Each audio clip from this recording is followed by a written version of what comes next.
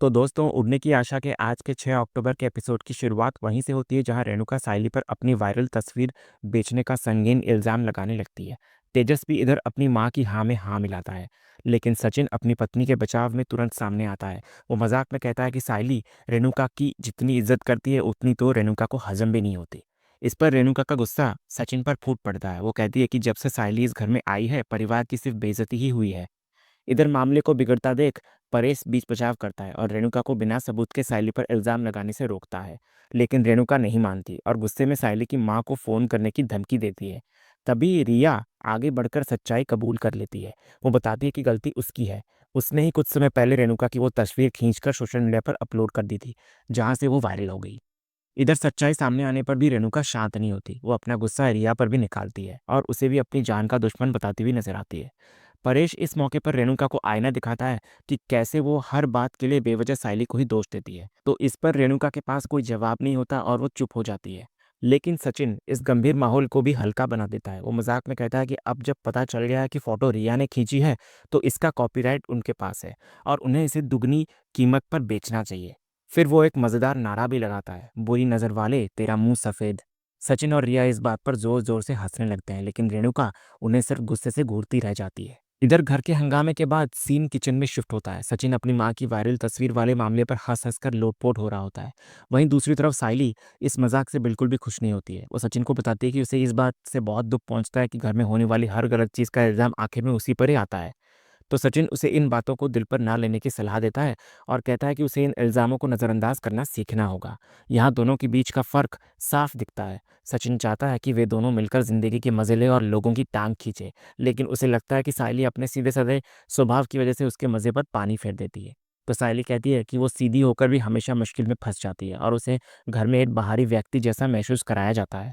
सायली की ये बात सुनकर सचिन का अंदाज बदल जाता है। वो मजाक छोड़कर पूरी गंभीरता से सायली को यकीन दिलाता है। वो उसे याद दिलाता है कि वो उसकी पत्नी है और दुनिया चाहे इधर की उधर हो जाए, वो हमेशा अपनी पत्नी के साथ ही खड़ा रहेगा। दूसरे सीन में अनंत सायली के ससुराल पहुंचता है। फूलों की टोकरी हाथ में लिए बाइक पर खड़ा होता है। तभी अंदर से सायली के हंसने की आवाज़ सुनकर वो मुस्कुराने लगता है और मन ही मन सोचता है कि जल्द ही ये हंसी उसके घर में भी गूंजेगी। इधर अनंत घर में फूलों की टोकरी लिए हाथ में दाखिल होता है, जहां उसका सामना परेश और रिया से होता है। परेश उसे अजनबी समझकर उसके बारे में पूछता है। अनंत बिना किसी भूमिका के सीधा अपनी नौकरी और 60,000 रुपए की सैलरी बताने लगता है, ये सोचकर कि वो शादी के लिए अपनी योग्यता साबित कर रहा है। तभी परेश और रिया हैरान हो जाते हैं कि वो ये सब बातें उन्हें क्यों बता रहा है। तो अनंत सीधे मुद्दे पर आता है और कहता है कि वो परेश की बेटी से अपनी शादी की बात करने आया है। तो परेश चौंक जाता है क्योंकि उसकी कोई बेटी ही नहीं होती है। जब अनंत अंदर मौजूद सायली की ओर इशारा करके कहता है कि वो उनसे शादी करना चाहता है, तो परेश और रिया का भ्रम और बढ़ जाता है।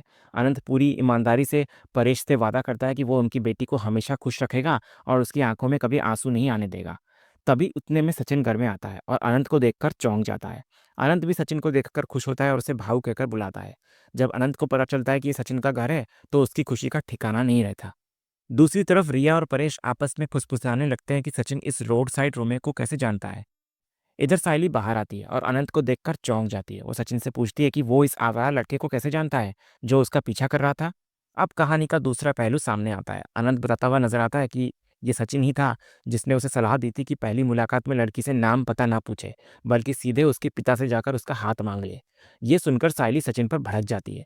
सचिन अनंत को किनारे ले जाकर डांटने की कोशिश करता है, लेकिन अनंत अब तक अपनी ही कहानी बना चुका होता है। वो मानता है कि परेश सायली का पिता है, मतलब सचिन उसका भाई। इस हिसाब से सचिन उसका होने वाला साला हुआ। तो अनंत खुशी से सचिन को गले लगा लेता है और भविष्य में जीजा साले की जोड़ी के मजे करने के सपने देखने लगता है। तभी सचिन गुस्से में अनंत को सायली की तरफ ध्यान से देखने को कहता है। वो सायली के गले में मंगलसूत्र और मांग में सिंदूर की ओर इशारा करता है, जो उसके शादीशुदा होने का सबूत है। तो अनंत, जो अब तक सिर्फ सायली के चेहरे को देख रहा था, ये देखकर चौंक जाता है, लेकिन वो फिर एक गलत अंदाजा लगाने लगता है और सोचता है कि सायली शायद अपनी शादी से खुश नहीं है और इसलिए वो अपने मायके में रह रही है। वो सचिन से अपनी ताई के लिए बात करने को कहता है। तो आखिरकार सचिन का सब्र टूट जाता है। वो गुस्से में चप्पल उठाकर अनंत से कहता है, तेरे को वो मेरी ताई दिख रही है? अरे वो मेरी भाई को है। ये सुनते ही अनंत के पैरों तले जमीन खिसक जाती है। उसे अपनी गलती का एहसास होता है। वो तुरंत सचिन के पैरों में गिरकर माफी मांगता है और बताने लगता है कि उसने सोशल नेटवर्क पर सायली की फोटो देखी थी और उसे ये नहीं पता था कि वो शादीशुदा है। तो सचिन उसे माफ कर देता है परेश के कहने पर, जबकि सायली अनंत को बेवकूफ कहती है। इधर अपनी बड़ी गलती का एहसास होते ही अनंत हाथ जोड़कर सायली से माफी मांगता है, उसे वहिनी कहकर संबोधित करता है। स्थिति को और बिगड़ने से बचने के लिए सचिन धीरे से अनंत को सायली के पैर छूने का इशारा करता है। अनंत तुरंत सायली के पैर पकड़ लेता है और दोबारा ऐसी हरकत ना करने का वादा करता है। वो परेश से भी पैर छूकर माफी मांगता है, तो परेश अनंत को डांटते हुए समझाता है कि वो भाग्यशाली है कि सचिन की जान पहचान के कारण बच गया वो, वरना किसी और घर में यह हरकत करने पर उसकी बुरी तरह पिटाई हो जाती। इसके बाद परेश सचिन को भी इस बेवकूफ़ी भरी सलाह के लिए फटकार लगाता है। शर्मिंदा और गुस्साया सचिन अनंत को वहां से जाने के लिए कहता है और अनंत वहां से चला जाता है। इधर अनंत के जाने के बाद भी माहौल तनावपूर्ण रहता है, क्योंकि सायली अभी भी सचिन से बेहद नाराज होती है। रिया स्थिति को संभालते हुए खुलासा करती है कि ये सब उन नई तस्वीरों की वजह से हुआ है जो उन्होंने सोशल मीडिया पर अपलोड की थी।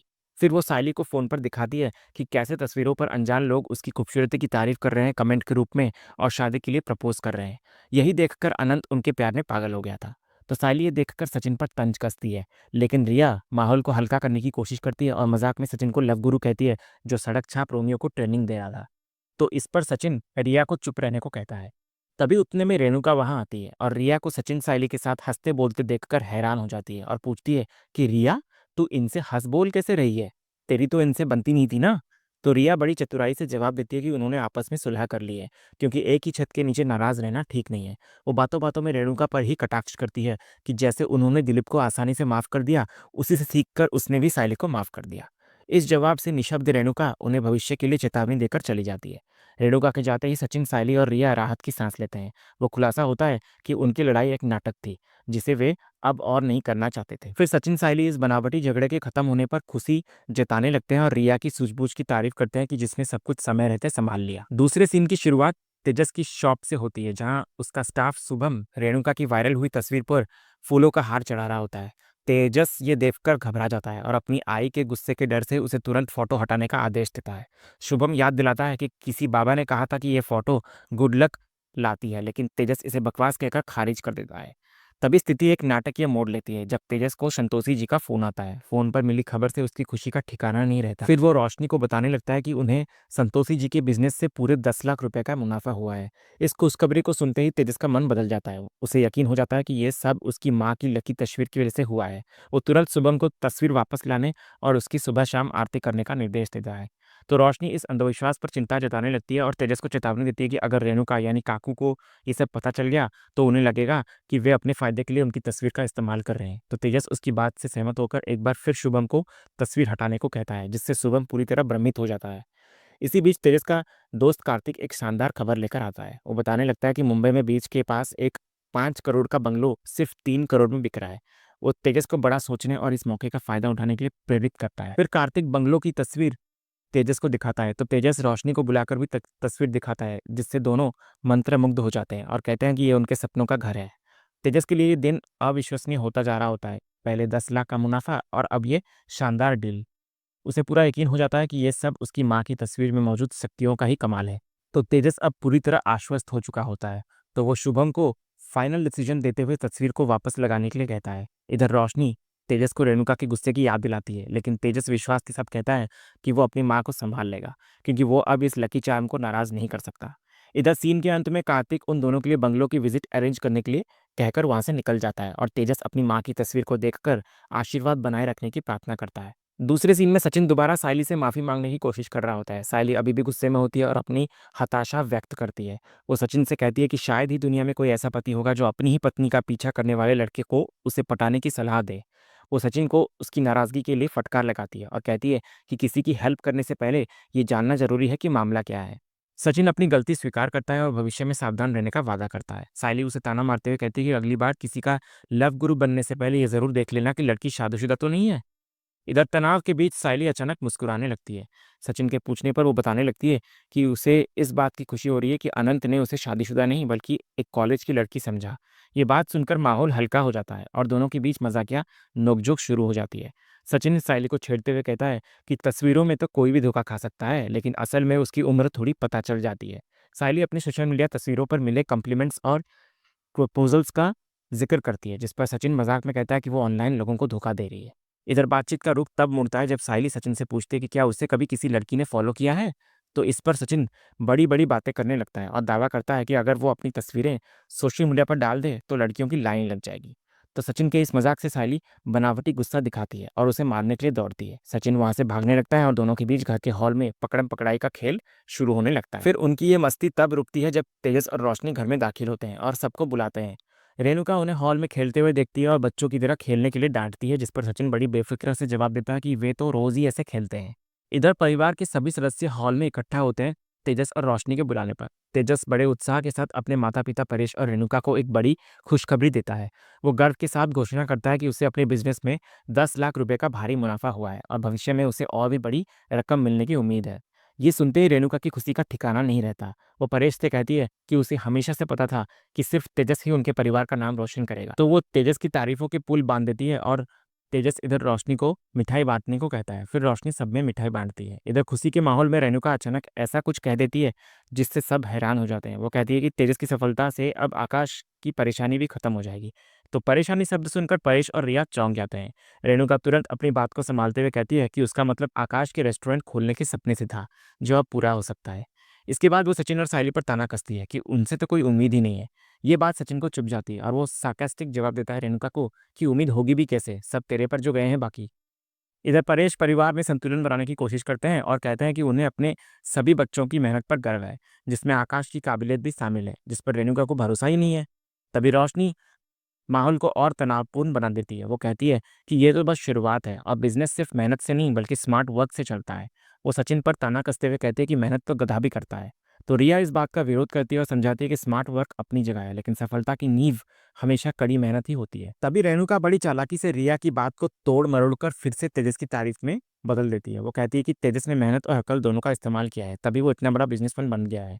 वो बाकियों को नज़रअंदाज करते हुए कहती है कि उसे किसी और से कोई लेना-देना नहीं है। तभी उतने में आकाश वहाँ आता है और रेणुका की ये बातें सुन लेता है। वो सीधे अपनी माँ से सवाल करता है कि क्या उसकी और सचिन की मेहनत का कोई मोल नहीं है?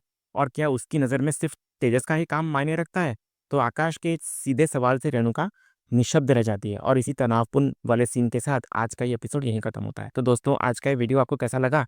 कमेंट के ज़रिए हमें ज़रूर बताइएगा और कमेंट में हाइप करना भी मत भूलिएगा और वीडियो को लाइक भी कीजिएगा, शेयर भी कीजिएगा और सब्सक्राइब करना तो बिल्कुल भी मत भूलिएगा, ताकि ऐसे ही रोज़ लेटेस्ट एपिसोड के अपडेट्स आप टेलीविज़न से पहले पा सकें। तो मिलते हैं हम एक नए एपिसोड के रिव्यू में, तब तक के लिए स्वस्थ रहें, मस्त रहें।